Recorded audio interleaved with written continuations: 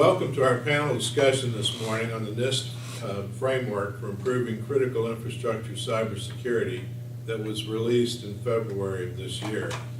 Our panel this morning is composed of senior technologists from Dell, ForeScout, and Symantec. Gentlemen, would you please introduce yourselves to our audience? Sure, and thank you for having me. My name is Durbin. I'm the Continuous Monitoring Practice Manager for Symantec's Public Sector. And my name is Christman. I'm the Vice President for Dell Software, Public Sector, and we manage the critical infrastructure and identity services for public sector organizations from education all the way up through state and local governments to federal governments. And I'm Wallace, Sann. I'm the Federal CTO and RVP of Systems Engineering with ForeScout Technologies. And my name is Ristau, and I'm the DLT Solutions Chief Technology Officer. DLT is your host today for this virtual event.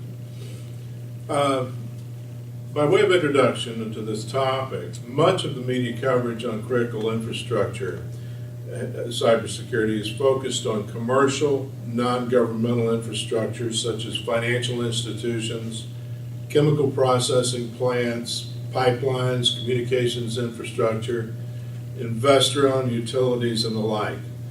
However, among the 16 critical infrastructure sectors that have been identified by the Department of Homeland Security, there are several which are the direct responsibility of federal, state, and local governments, or in some cases, have a shared responsibility with contract operators. Examples include publicly owned electric, water, and wastewater utilities and dams, government buildings and special use facilities, fire and emergency services, public health networks and resources, airports and seaports, highways and mass transit systems. These critical infrastructure sectors have the same, similar and dissimilar requirements for protecting their infrastructure as data centers do, and we're going to talk about that this morning. But first, let's get Ken Durbin to talk a little bit about the process that was involved in developing this critical infrastructure cybersecurity framework. Ken? Thank you. Symantec's been involved with the cybersecurity framework all the way going back to the executive order. And I have to say we've been generally impressed with the way that they handled it. The outreach to the public and private sector was unprecedented. They went to great lengths to make sure that everybody had a voice in this and that everybody had a chance to submit their comments and their concerns. They had a total of 5 workshops that we participated in. We also responded heavily to the request for information that was put out. And at the end of it, we feel that a document was produced that is voluntary, which we thought was very important, and very flexible. No new controls were created during the process. It's designed for you to be able to work with what you have instead of having to start over from scratch.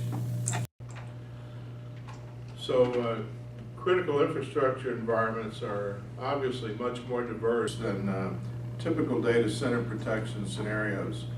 Well, what are some of the common challenges facing critical infrastructure operators in improving their cybersecurity posture that you're seeing, and how are you addressing them, Wallace? Sure. So what we're seeing is that, to your point, is that they are very diverse. You have legacy equipment, and then to the mission, there's devices that don't have an operating system, as an example.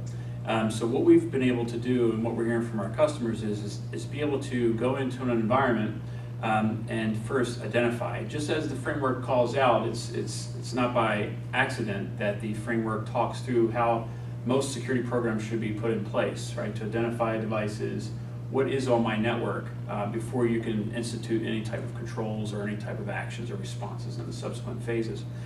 So what we've been able to do since the technology that we institute is clientless, it's able to see all the devices on the network. It does this in a passive method because, as you're aware, SCADA equipment and ICS equipment are very sensitive to any type of, interrogation. And the same thing's true with medical devices, right? Baby heart monitors, MRI machines, you can't quite do that type of strong interrogation of those devices. So in fact, in these environments, since we're able to see everything, it allows us to show and bring to light the diversity in the switching fabric, the OS devices, mobile devices, you name it. So we've been able to do that because of our visibility, being able to see everything on the network. What about Symantec, Ken?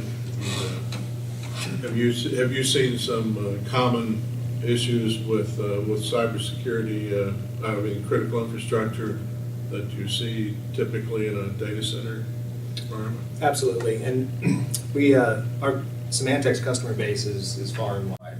We sell into a lot of different sectors, and what we found out by attending those workshops and hearing the CISOs from these different diverse groups speak is that their main focus is on the framework that they are regulated to meet. So like a utility company might be FERC, and they drive to that.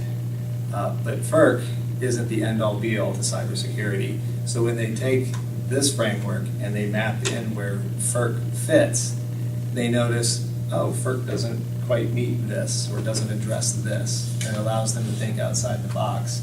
And so how can I stay compliant with FERC but then increase my cybersecurity by investigating in other methodologies to meet the framework? I think points well made, Wallace, and also Ken. I think what we're seeing is the sort of extension of cybersecurity into non-compute devices, non-traditional compute devices, whether it's a computer or even a handheld device in a BYOD sort of environment. I think the idea of the Internet of Things and these things being difficult to inventory, difficult to understand, and perhaps not usually seen as a security risk, that's really the big challenge that we're facing now. This is not traditional data processing challenge. This is the organization's challenge, and the organization needs to be brought into this conversation, whether it's the operations side, whether it's the producers of the data or the consumers of the data, whether it's the regulated or the regulators. Everybody needs to be brought into this conversation in order for the security posture to actually improve. So what you're saying too is, what I'm interpreting is that traditional organizations that control IT don't necessarily control the devices that are generating this data today, and therefore might slip through the cracks when you're looking at a cybersecurity solution to protect the infrastructure. It could be outside your own control, because a lot of these connections between the organizations are handshakes between perhaps different entities. Maybe it's a private enterprise and a public enterprise, but there needs to be trust between the two, and there's not direct control of all of it. And so this idea of connections and trust and the idea of the least weakest link in the chain of all of these productions, really defining what our security posture is and our ability to control risk it's really a different way of looking at things. The perimeter of an organization really is no longer in existence. It's the non-existence of the perimeter that's forcing people to think and behave differently and employ different technologies and business practices. Wallace, how do you think that the critical infrastructure framework helps in this regard to address those? So just to touch on both comments both gentlemen made, was that, to Ken's point, what the framework is solving for, as he mentioned early on, is that it's to work with what you had, leverage your existing infrastructure. What you want to boil to the top, though, is where the gaps are. And I think that's what you're trying to allude to, is that once you've had this low-hanging fruit taken care of, where are my gaps? And then apply risk to those gaps. Because, if we're talking about, sharing information or two different disparate units trying to communicate, it's different when you talk from, an IT or a desktop person, a security person. We're talking large scale when you talk critical infrastructure. It's a power grid talking to, something else. So it's much more challenging when it comes to trying to collaborate with these efforts and face this in a unified message. So to that point, being able to share the information either at the IT macro level or at the larger scale, mission level is certainly a challenge. And I think that this framework starts off with the basic, what they say blocking and tackling of IT and bring more advanced things. So that's what you want. You want your security analysts to spend more time looking for the more advanced things, while frameworks such as this, and if you notice that between this and DHS's CDM, then you have Sann's 20 critical controls, all very similar in nature when it talks out, identify, they just call them something different, right? Identify as hardware, software inventorying, vulnerability management, config management. So I think it sets a good foundation for combating those more advanced threats. Have you noticed any issues related to the you touched on this a little bit, Paul, but have you all noticed any issues related to the organizations of these critical infrastructure entities that makes it more difficult for them to come to grips with this problem and solve it internally? Anything that you can suggest to our audience that might help them overcome some of these issues? I'll take that one, Ben, since I started the conversation up. The idea of transitioning away from this is an IT problem to being this is an organizational imperative really needs to happen. I ride the metro here in the DC area, and there's a campaign that says, if you see something, say something. And it's really saying that security in a physical environment like the metro is the responsibility of both the riders as well as the providers of the service. And I think we need to have the same sort of campaign for end users of information. This is not an IT problem. This really needs to be an organizational imperative, and that's probably one of the most challenging things. And it's actually called out in the cybersecurity framework to engage the constituency who usually should set the policy and governance rights for the information as they go forward. And that's probably one of the most challenging political situations, because you do have to move well beyond IT in order to engage the users and consumers and owners of the data. So once a critical infrastructure manager of whatever stripe within this organization reads this framework, what's his next step? Do any of you gentlemen have a methodology or a way to approach the problem of going from whatever state they're in now to defining and then reaching an end state that would protect them or reduce their risk to an acceptable point? Sure. I've had the pleasure of talking to a couple of the state CISOs, and we had this conversation. How do you get started? What's a recommended best practice? And just like with NIST RMF, they say that you really need to have support from top down, and they have to be engaged. This isn't something that really can be delegated to a point.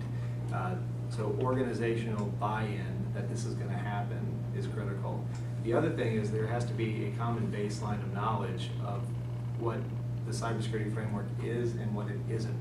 Because if you take this framework and you task different departments or agencies to implement it on their own without working towards a common goal, the data you get back may not align with the interpretations. So education is a key part of it. There is still misinformation out there. I was at a conference not too long ago talking to an engineer from a very established IT company, and the cybersecurity framework came up, and he said, yeah, it's a good idea, but we're using XYZ standard, and until they add it to the informative reference, we can't use it. And that goes counter to everything that we know about the cybersecurity framework. Mm-hmm. So buy-in from the top, make sure that everybody's on the same page of how to implement it, and education, education, education. Paul, can you add anything to that? Sure, and I think, Ken, it goes back to your points about how the framework was created.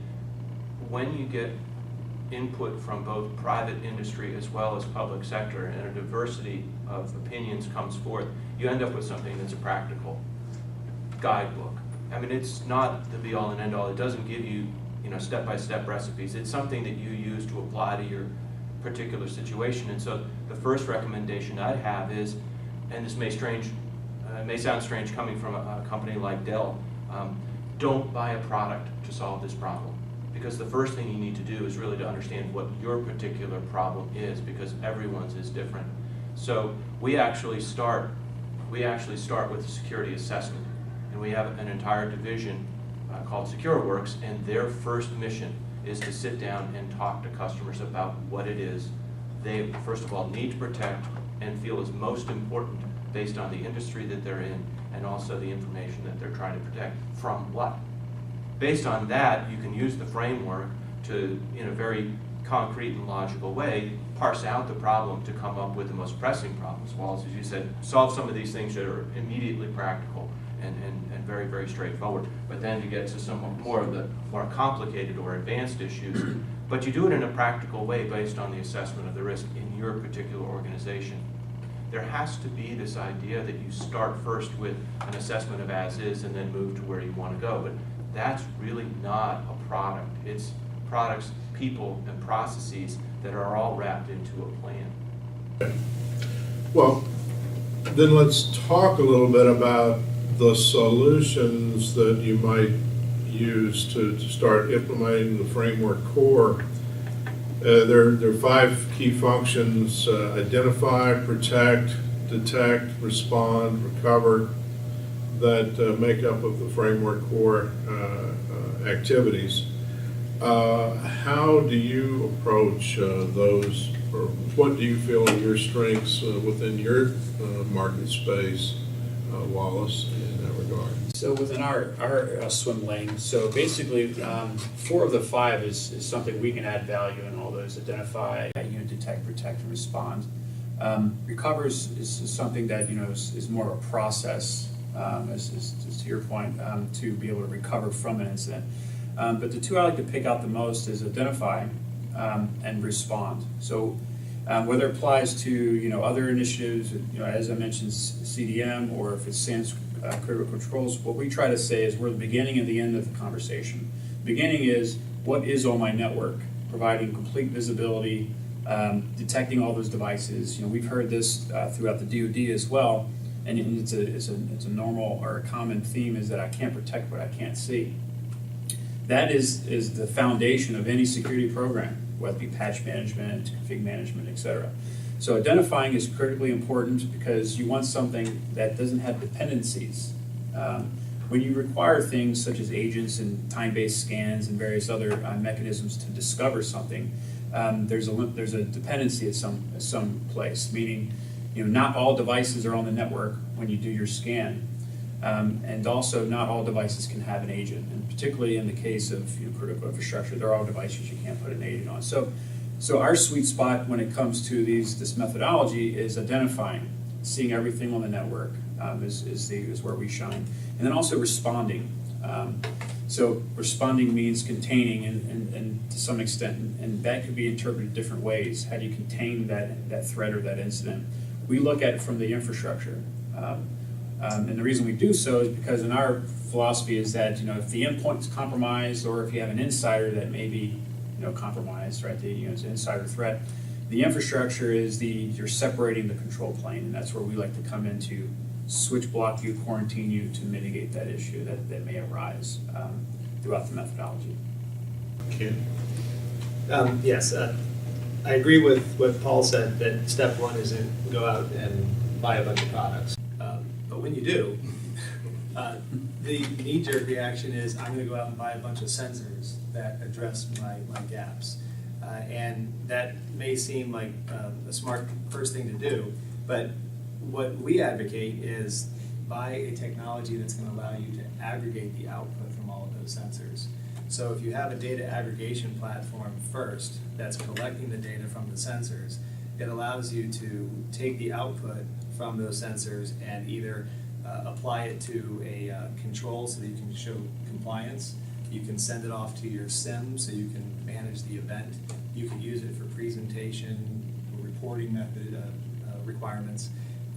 So if you have your data aggregation strategy in place first, as you buy more sensors, you already know that you're going to have a way to work with that data and plug it into something that allows you to use it.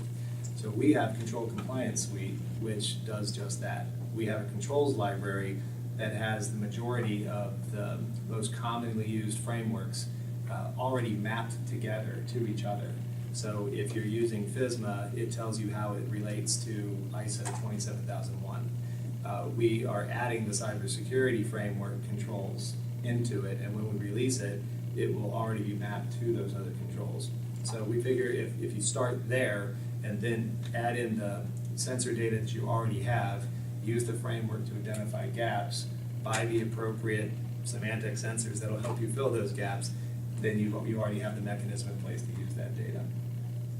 To Ken's point on sort of using the techniques of big data and some of the innovative technologies that are coming out, big data and big data analytics, when you take that lens and you shine it on security information, whether it's collected by a sensor or whether it's log interpretation or other things that you can then use to do predictive or at least continuous monitoring, I think that's some of the most interesting things that are going on. That's part of where Dell's strategy is going right now. We, Dell, as a corporation, have an enviable position because we either manufacture or control so much of the traditional IT infrastructure and then also moving out into these other places where Dell technology is embedded. I think one of the things that Dell brings to the table for us and also in the software business being sort of the connective tissue between a lot of this computing environment, whether it's a server, whether it's the network itself, our traditional client devices or mobile devices. The idea of being able to touch on a wide variety of the actual NIST framework is interesting. I think one of the things that we focus on in the software group is part of the protect category or group, and it really gets down to access control, authentication and access control. It may sound sort of elementary, but still just controlling who you are, validating who you are, and then providing the proper access is an enormous challenge as we manage public sector employees, contractors, the entire extended community of users of the information technology. The access control portion of the framework is enormously challenging. The other thing that we talk about is continuous monitoring and what's happening within the DHS and continuous monitoring. And really in the detect idea is something that's pretty exciting for us, moving into that idea of not always playing defense, not always looking at your firewall for intrusions, but actually going on the predictive and proactive approach to looking at all this data that's being collected up and looking at it that way is really exciting for us. And then finally the mitigation. Mitigation, the forensic side of things, is probably not the most enjoyable thing to do, but you have to pick apart when you do have a breach or when you do have some sort of violation of perhaps a control or a protocol. You have to look at mitigation, you have to look at remediation, and you have to look at improvement. It comes sort of towards the tail end of the framework. But without the proper collection, without the proper forensics, you can't get better. So we at Dell really have some exciting plans and also deliverables today that span the entire framework and also move from the consulting side through the hardware side and also the software side. So the last thing I'd like to talk about is where do you see the framework moving with respect to future implementation, adoption within industries? What does the government at the federal level and perhaps even the state level need to do, and do you expect we'll follow this version 1 of the framework in order to speed adoption? Do you think there'll be a carrot and stick approach, or DHS has suggested putting together a portal for providing products to small, medium entities that address this problem. Any thoughts along those lines? The only thing I can add is that to your carrot and stick analogy. So I did read where DHS is looking to incentivize those to adopt the framework. I think as it is, it starts with education, right? Just educating everyone as it evolves. I think just from a people process technology perspective, getting into the more advanced things, after, again, this is your your low-hanging fruit attempt to solve for these things. But I think it'll evolve more than just tools. To Ken's point, it's far beyond tools. And I think that 2.0 and 3.0 will certainly evolve throughout time. As education is being built, I think it'll always be voluntary. I know they're going to add languages for privacy and different concerns about those types of things. But I think in of itself, the core piece is together, and then it'll just grow and elaborate on it throughout. So, Ken, do you have any thoughts on that? Yes, as far as the Speculative? Sure, yeah. I guess I make 2 points. I'm impressed with the diverse community that is talking about actively implementing the cybersecurity framework. For example, they rolled it out to the states about 2 weeks ago, and there was great interest from the states. And I started socializing with them why this was so attractive. And you can take any state, and you're going to find at the statewide level they use FISMA. But then they'll have an agency that's a law enforcement agency, so they have to use CJIS. Healthcare would be HIPAA. They may take credit cards online for the phishing licenses, that's PCI. So they see this as a way to communicate in a common language instead of going to the CISO stakeholders and say, okay, I need to talk to you about FISMA. Now I'm going to switch gears and talk to you about CJIS. Now I'm going to switch gears. They see this as a way to maybe equalize that out. And it's no different with large entities like Symantec and Dell, who we're subject to multiple frameworks. We're also, we do business overseas. They have different requirements. This allows us to communicate to the board of directors in a language that makes sense. I'd also be interested to see how the insurance industry impacts this. Carrot and stick again, hey, use this and we'll discount your rates. If you don't use this and there's a breach, we'll see what happens. Like what happened, Paul? Yeah, I'm very, very encouraged by the process that and the position that NIST is taking right now. They said in their summary of the framework that they wanted to be a convener and a coordinator, but not a regulator and a mandator. And I think if they continue with that convener coordinator role, I think we're going to be going in the right place. The other statement that they made is this is a living document. This is not going to be a one and done. I think that it opens the discussion around things like privacy and security, which are still unsolved. I think the idea of collecting up all this information and giving people access to it is something that needs to be handled from a policy perspective. Those are in the future, but I don't think that this framework is going to give answers. What it's going to do is frame the discussion and allow us to use common vocabulary. And from that point, whether we're talking about FICAM in the federal space or CICAM or NSTIC or any of these other ideas, if we can at least use the same language and get to the same point, we'll be able to move the discussion further more quickly.